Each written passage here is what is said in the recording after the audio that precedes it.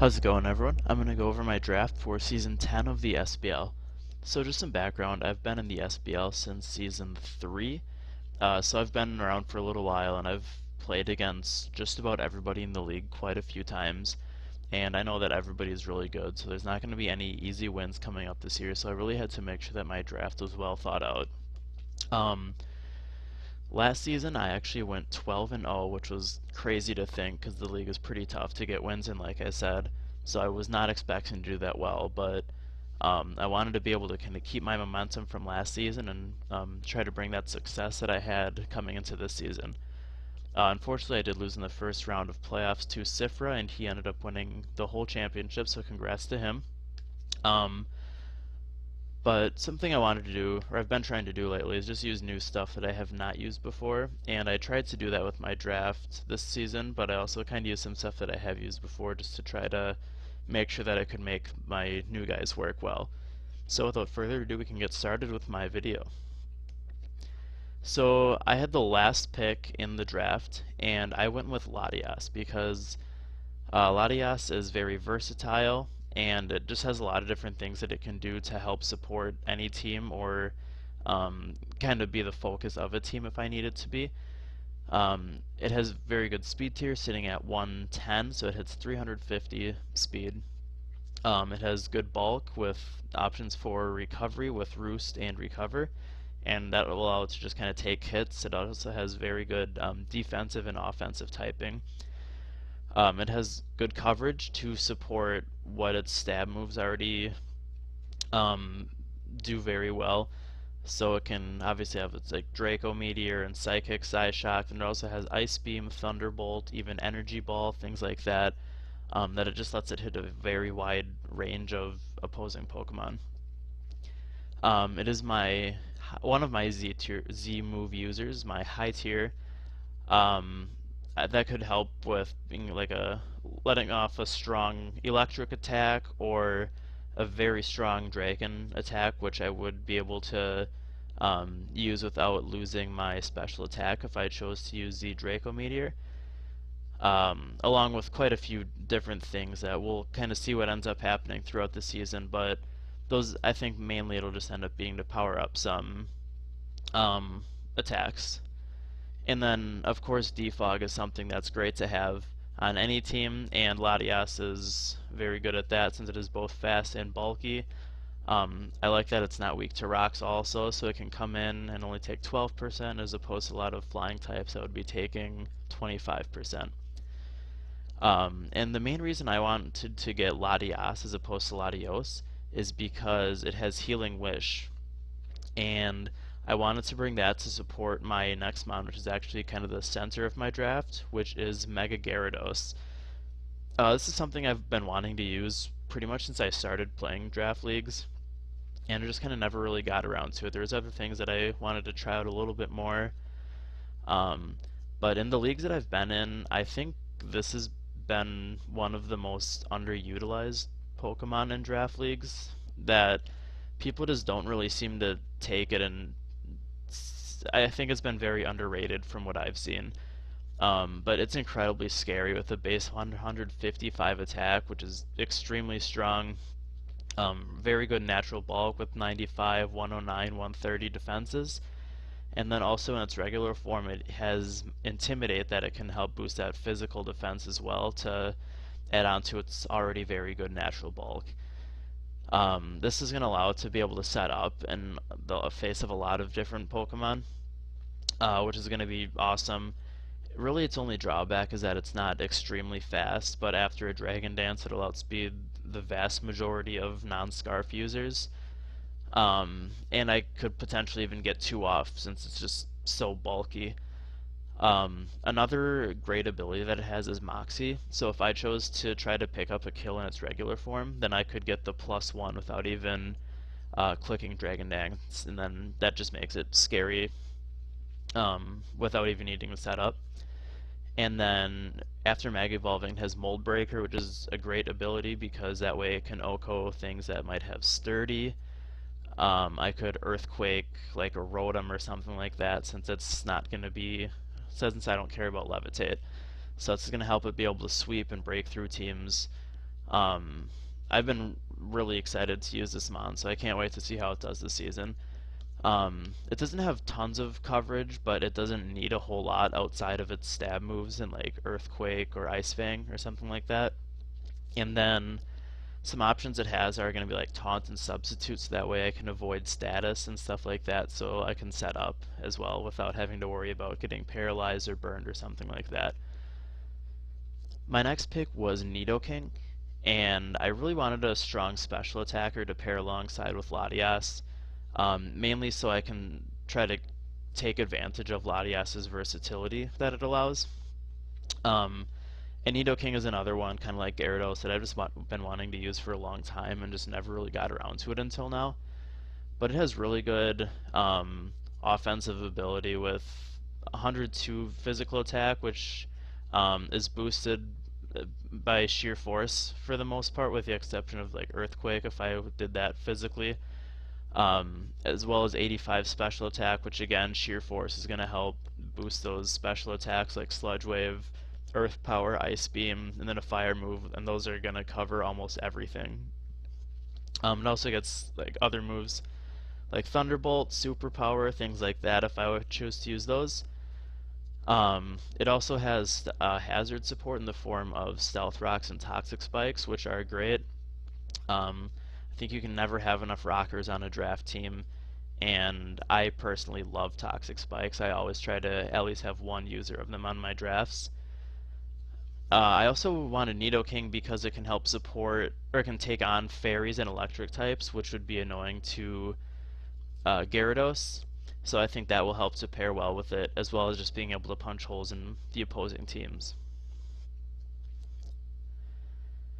Then my next pick was Rotom Heat, and I knew I was looking pretty weak to Ice at this point in the draft since I had Latias and Nidoking, with are both weak to Ice, and then Gyarados takes neutral from Ice prior to Mega Evolving, so I wanted to make sure that I had something reliable that can take Ice types on. And then Rotom offers quite a bit of options outside of that. It could be I could have defog on it and be defensive or specially defensive since it has pretty decent natural bulk. It gives me options for momentum with Volt Switch, so I can get in my hard hitters like Nidoking or Gyarados in safely without having to make a potentially risky prediction. It could also be a good Scarf user or like Specs or offensive or something like that, which can just keep up with the pressure that I already have with my first couple picks. And then it also has options to spam status with like Will-O-Wisp and Thunderwave and stuff like that. So that could cripple my opponents to allow Nidoking and Gyarados to just keep pressuring my opponents and kind of breaking through their teams. My next pick was Superior. I noticed my team was kind of looking a little bit on the slower side outside of Latias, so I wanted to get something that was fast and then also offers some options for me. Um, Serperior is an amazing ability with Contrary, and then paired with Leaf Storm, it makes it a really good sweeper slash wall breaker. But it also has pretty good natural bulk, and that'll allow it to potentially defog if I need that. Subseed is a good option that it uses. Glare is an incredible move that paralyzes opponents, and I don't even have to worry about if there's a ground type like I would with Thunderwave. And then it has recovery with Synthesis, Giga Drain, and then Hidden Power is going to be something that I'll be pretty reliant on with Superior since it really doesn't have tons of coverage. But with getting boost from Leaf Storm is going to put on a lot of pressure, which Giga or not Giga Drain, Hidden Power is going to be able to cover whatever steel types or anything like that that I need to hit that I can't with Leaf Storm.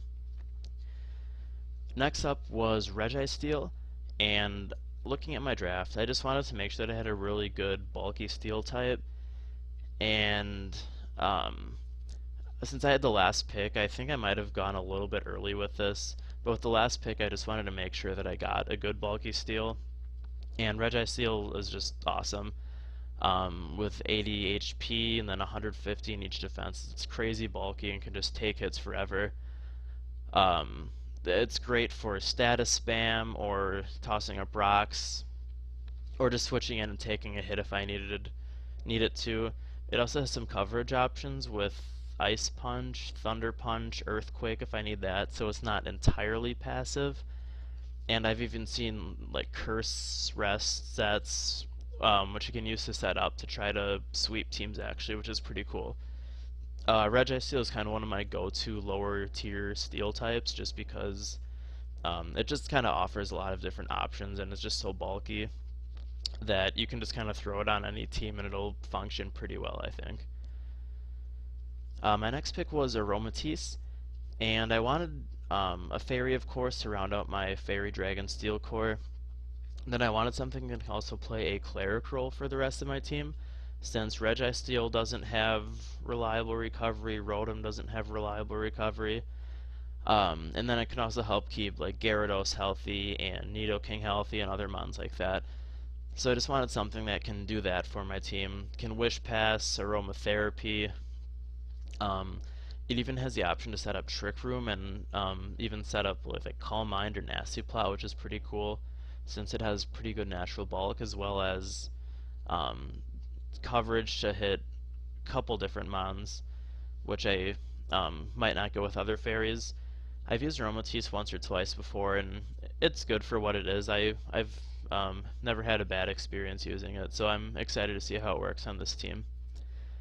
My next pick, like I said, I could use Trick Room with Aromatisse, and Conkeldurr could be a very good abuser for that since it's so strong with base 140 attack.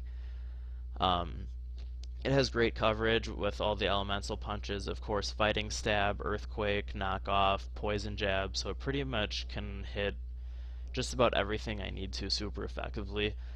Conkeldurr is one of my favorite Pokemon in the game just because it's so bulky, hits so hard, and has great abilities, mainly in Guts and Sheer Force.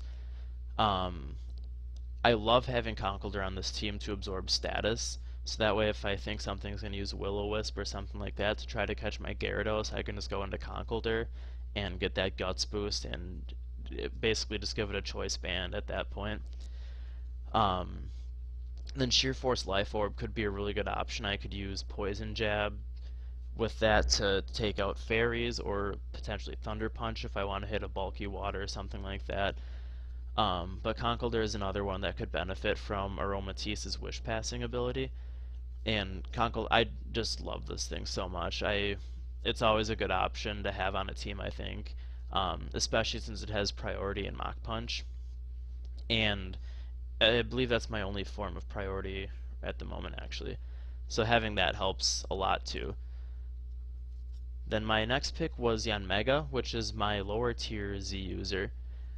So when I was looking at my draft, I realized that I really didn't have anything to force base 100s to not run like a modest or adamant nature.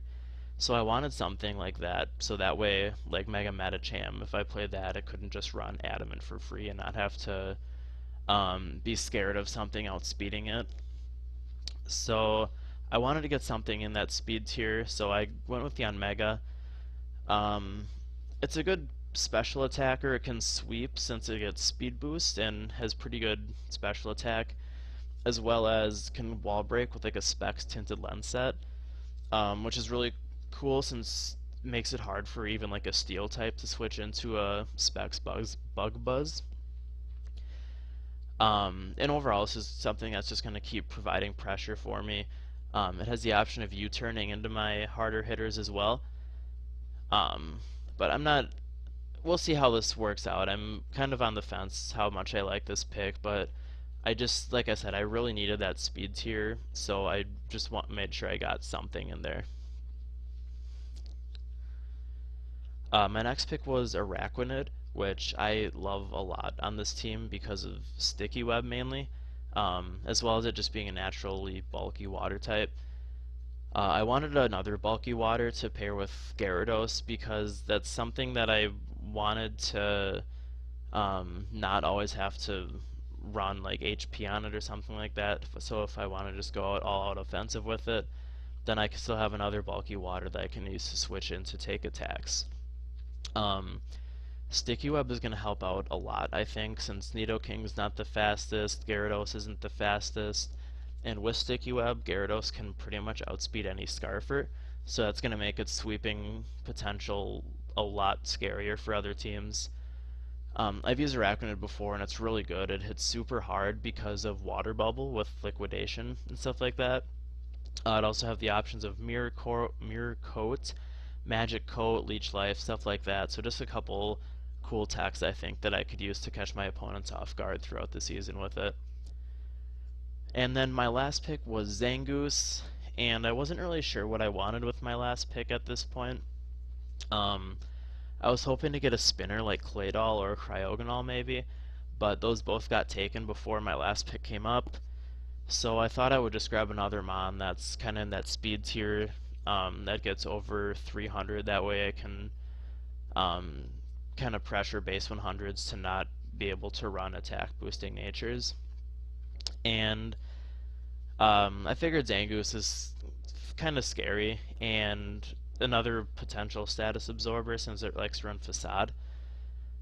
Um, Not really sure how I feel about this pick, but I figure it's a tier 5, so if it doesn't work out the greatest, then it's not the end of the world. But it's still scary with like options for Swords Dance. I can run Facade, Close Combat, Knockoff to cover pretty much everything. A pretty strong Quick Attack with Toxic Boost. And then it could even run like Belly Drum sets too, which could be really scary as a late game cleaner if I ended up going with that. But that is the end of my draft. I'm really excited for the season. Like I said, there's a lot of new mons that I've been trying out, so it'll be really interesting to see how they work out for me. So I can't wait to see how the season ends up going.